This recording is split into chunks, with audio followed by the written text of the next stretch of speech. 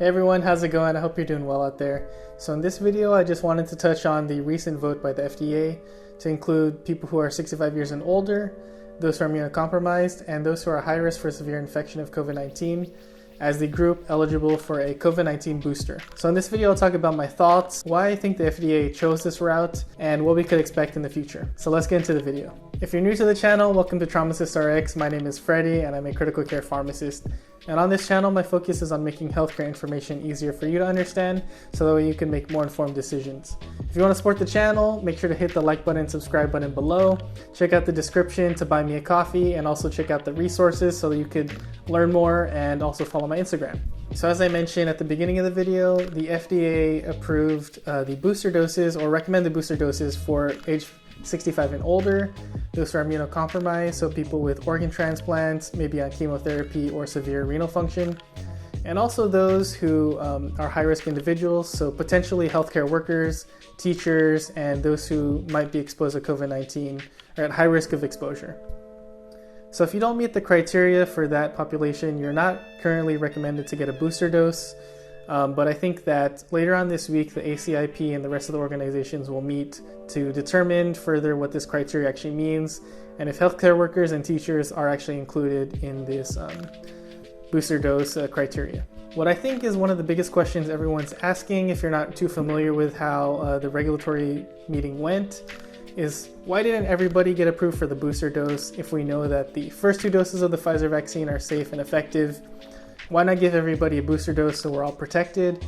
And it really had to do with the lack of data that was presented at the FDA meeting. So the data that was presented came from Israel. It looked at 1 million patients aged 60 and older, and also were fully vaccinated. So in this population, what they did was gave part of the population a 3rd booster dose. And what they found was that with the booster dose population, there was an 11-fold decrease in hospitalization, severe infection, and death. So firsthand, that data looked really good, but one of the biggest questions that we all ask as healthcare professionals is, can we actually use this data in real life? Can we apply this data to our patients?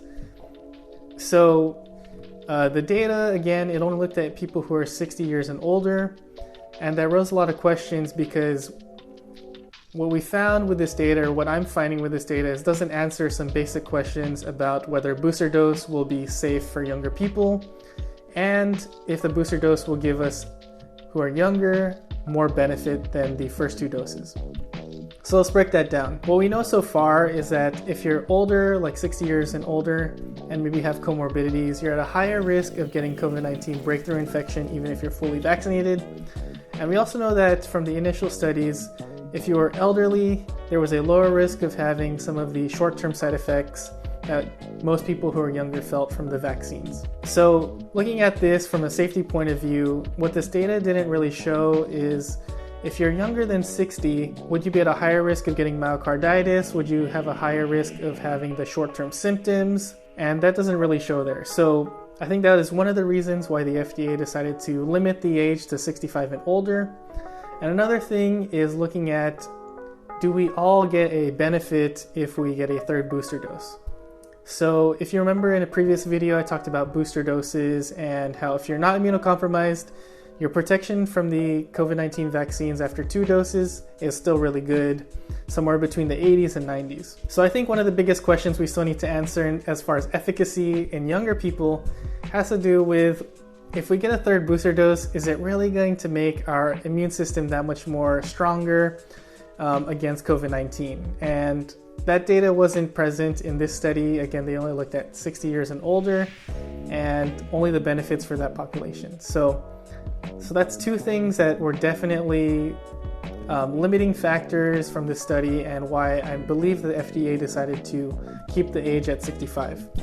Some other things from this study that maybe are limitations that may not mean that we all really need a booster dose yet, or might need to get more information, is that this wasn't really a randomized placebo-controlled trial. So the best data that we can get is randomized placebo-controlled trials. So maybe it would have been better if this study was all 1 million patients got a 3rd dose and half of them got a saline booster dose versus the Pfizer booster dose. And maybe we could see if there's really a big difference and that would have been maybe more meaningful data. And some other things that aren't really accounted for in the study is, what if the people who got booster doses are all people who have more low-risk lifestyles, don't actually go out and did gatherings, and the people who only got 2 doses were comfortable, going out into crowded areas and things like that. And that's not really present in the data either. So all of those confounders probably limited the FDA's decision to even limit it to 65 and older. So I know that was a lot to wrap your heads around as far as safety and efficacy. So let's kind of just recap everything and kind of go over why the FDA made the decision they made as far as boosters. So really the main takeaway from this, as far as why certain people got the boosters, really has to do with the lack of data. So specifically safety data and efficacy data. So with safety data, maybe we want to look in a younger population. Is there a higher risk of myocarditis after a 3rd dose? Is there what sort of immune response will people have that are younger after a 3rd dose? And maybe for efficacy, looking at the fact that does a 3rd dose not only increase our antibodies, but also increase our adaptive immunity, such as like our B cells, our memory cells, T cells, and all of those cells that, keep the memory of the coronavirus. So if we ever see it again years down the road, are we still protected after a 3rd dose? So I think that data is coming, but for right now, there isn't that much data for younger population to say that a 3rd dose would be really beneficial right now. So again, they chose 65 and older, immunocompromised, and high-risk individuals, mainly because of this data, which looks at 60-year-old patients and older, and also because what we are seeing in the hospital.